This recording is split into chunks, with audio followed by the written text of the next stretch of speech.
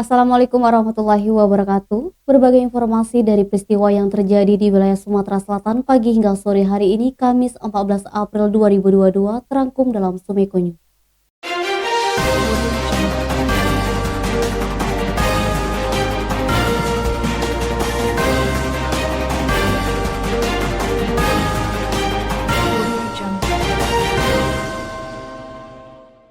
Badan Penyelenggara Jaminan Sosial Kesehatan menargetkan 100% masyarakat Kota Palembang mendaftar peserta Jaminan Kesehatan Nasional. Hingga saat ini sudah 97% yang terdaftar.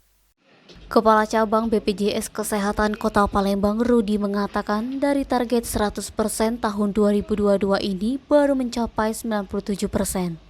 BPJS berharap pemerintah Kota Palembang bisa mensosialisasikan kepada warga untuk mendaftarkan diri sebagai peserta Jaminan Kesehatan Nasional. Asisten 1 Setda Kota Palembang M. Yanur Panyani menambahkan akan segera menindaklanjuti permintaan dari BPJS Kesehatan.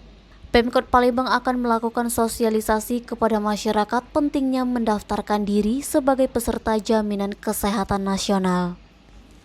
Denny, Sumeko TV melaporkan. Oknum dosen Universitas Sriwijaya terdakwa dalam kasus tindak pidana asusila Aditya Rol Asmi nyatakan pikir-pikir usai divonis Majelis Hakim Pengadilan Negeri Palembang pidana 6 tahun penjara. Dalam sidang yang digelar Kamis 14 April, Aditya Rol Asmi dihadirkan secara virtual.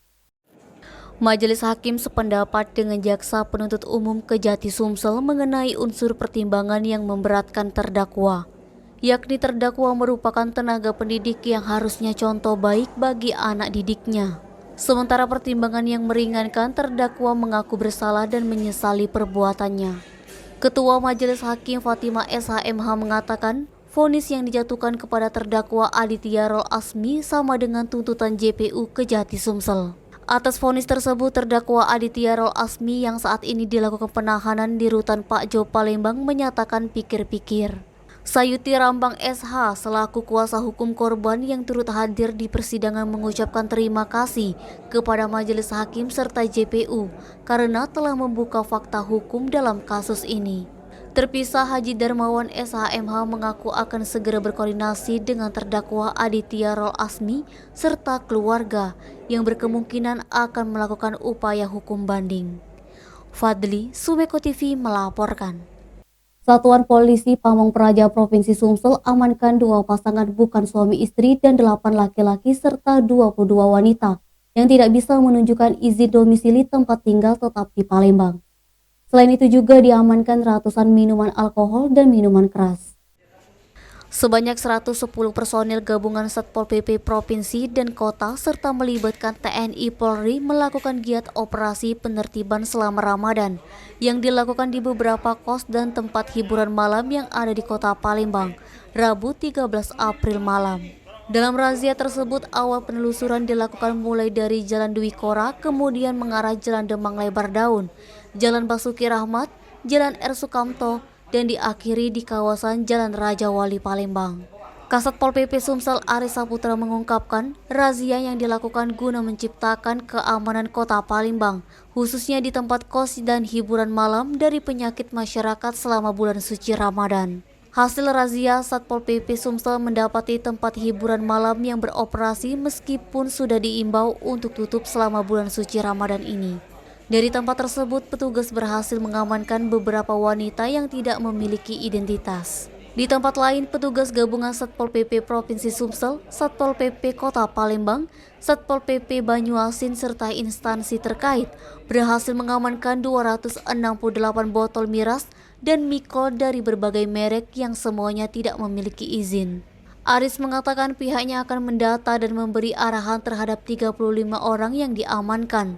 Sedangkan untuk mikol dan miras yang diamankan akan mengambil tindakan tegas jika terbukti barang tersebut tidak memiliki izin.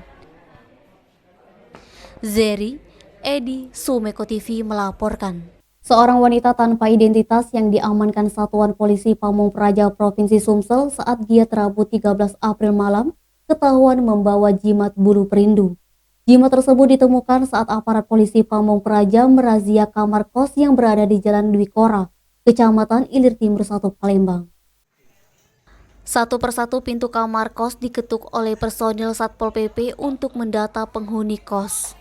Saat menggeledah salah satu kamar, personil Satpol PP sedikit kesulitan karena penghuni kos tidak mengindahkan seruan dari anggota untuk membuka pintu kamar.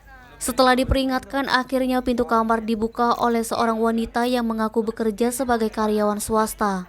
Petugas memeriksa barang-barang milik wanita tersebut termasuk tasnya.